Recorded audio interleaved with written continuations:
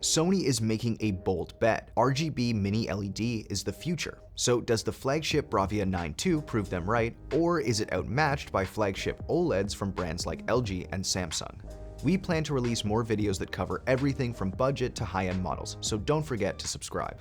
Do you like punchy, well-saturated colors? Well, the BRAVIA 9 II delivers just that. The new RGB Mini LED technology does some heavy lifting here, and the TV covers essentially the entire DCI-P3 color space in SDR and HDR. The vast majority of HDR content is mastered in this color space, so you get to see the whole breadth of colors when watching most movies on this TV. Dark colors are deep and rich, and bright colors are very punchy since they avoid looking washed out.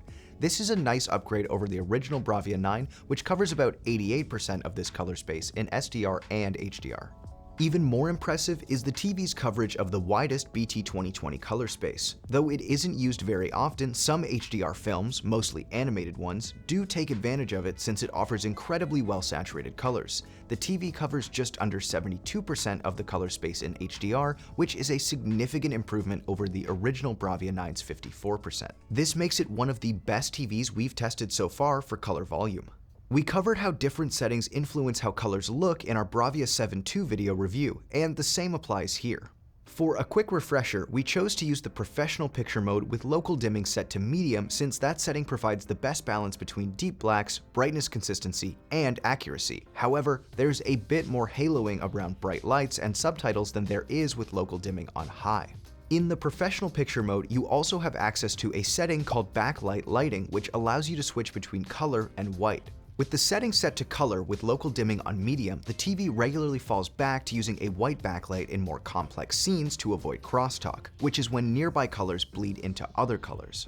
With local dimming on high and backlight lighting set to color, the TV doesn't fall back to using a white backlight and outputs the best color volume it's capable of, but this leads to crosstalk. It mostly affects lighter colors next to well-saturated colors. For example, the white lines on a soccer or football field take on a green tint, or white text under a red news ticker has a red tint. The other RGB Mini LED TVs we've tested so far, like the R95H, doesn't give you this option. It's nice that Sony offers it, but it would be even better if this new technology offered the best of both worlds. Colors are very accurate out of the box in both SDR and HDR. The TV's white balance shows that reds are a bit underrepresented, which leads to an overly cool color temperature. It's not like the TV has a super noticeable green tint to it, but the image does look a bit cooler than the industry standard 6500 Kelvin. Colors still have great accuracy overall. Although they're not perfect, most viewers won't notice these inaccuracies, but they might bother people who want the most accurate image possible.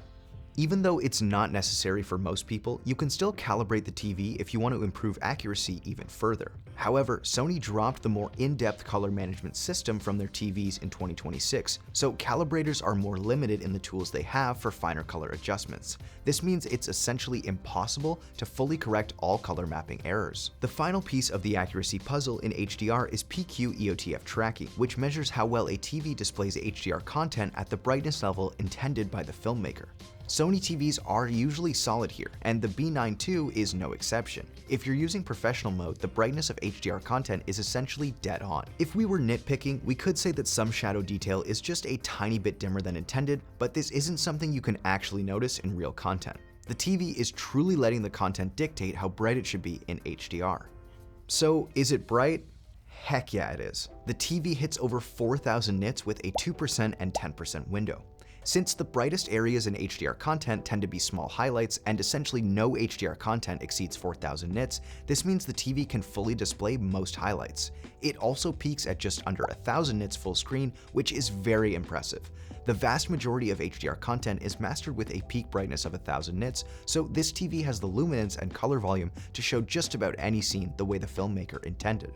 The Sony BRAVIA 9 is an exceptional TV for bright rooms. Like HDR, the TV gets super bright in SDR. With our real scene test, it surpasses 1,000 nits, which is more than enough to overcome glare in super bright rooms, especially when combined with its effective matte screen coating. This new coating does a stellar job handling reflections, whether it's from indirect light sources like overhead lights or direct light sources like a window opposite your screen. You can point a flashlight directly at the screen and you would hardly see its reflection. Blacks are a bit more raised in a bright room than a dark one, but blacks still look deep enough to avoid looking like charcoal. They also avoid taking on that purple tint that QD OLEDs suffer from. Dark scenes still look good in a bright room, especially since you don't have to put up with distracting reflections. Mini LED TVs always have fallen short to the pixel-perfect inky blacks that you get from an OLED. Although the B9 II still isn't at that level, it's pretty close. With local dimming enabled, blacks are very deep and bold, leading to an image that has a nice depth to it. Unfortunately, the TV's native contrast ratio is pretty low.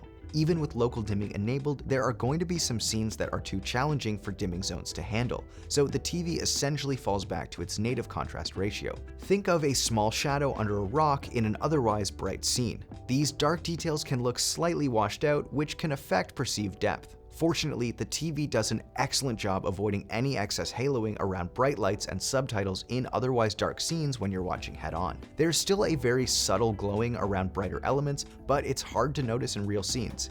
However, this glow is more noticeable when you're watching the TV from an angle. Still, this TV provides top-notch precision, so this glow isn't too distracting. The B9 II is a capable gaming TV mainly due to its solid image quality, but it does fall short of most TVs in its price range, and some people will be disappointed by its more basic set of gaming features. It only has 2 HDMI 2.1 ports, with the other 2 being HDMI 2.0 ports. This is kind of crazy for a high-end TV in 2026. Most mid-range models that are a fraction of the cost now offer 4 HDMI 2.1 ports, giving you more flexibility if you own a PS5, Series X, and a gaming PC. One of the HDMI 2.1 ports is also the eARC port, so you lose one of them if you have a soundbar that doesn't have its own HDMI inputs. You could always get a receiver to add more ports to the TV, but that's not ideal for many people. The TV supports 4K at 120Hz with VRR, so it takes full advantage of the 120 FPS that modern consoles offer. However, many other competing models, like OLEDs from Samsung and LG, offer up to 165Hz in 4K. You can also get competing models from brands like TCL and Hisense that offer 288Hz and 330Hz at 1080p, giving PC gamers more flexibility. Having the option to play in these higher refresh rates also future-proofs a TV somewhat, since there's always a possibility that next-gen consoles will offer refresh rates higher than 120Hz. Fortunately, there isn't a heavy amount of motion blur when gaming at 120Hz. Response times aren't anywhere close to the level you get from an OLED, so there's still some visible motion blur, especially in fast-paced games. There's also some overshoot when coming out of a dark state, so you might notice some white trails behind shadow details. At 60Hz, the TV doesn't perform as well, and there's a thicker layer of motion blur. The Sony BRAVIA 9 II competes directly with Samsung's R95H, since both are high-end RGB Mini LED displays. The BRAVIA 9 II is the better TV since it offers superior contrast for deeper blacks and offers significantly better accuracy for those who care about the content creator's intent. The Sony is also a bit brighter, has better image processing capabilities, and it offers clearer motion when gaming. On the other hand, the Samsung has 4 HDMI 2.1 ports and offers higher refresh rates, but that doesn't outweigh the advantages the Sony has. The BRAVIA 9 II also competes with flagship OLEDs like the Samsung S95H. As great as the black levels are on the B9 II, it still doesn't match the inky blacks with zero haloing you get on the S95H. The S95H also has better color accuracy out of the box, offers superior gaming performance, and has a much wider viewing angle. The BRAVIA 9 II is a bit brighter, but it's not a massive difference, and both TVs are suitable for very bright rooms since they use similar matte coatings. Color vibrancy is essentially a draw between them too.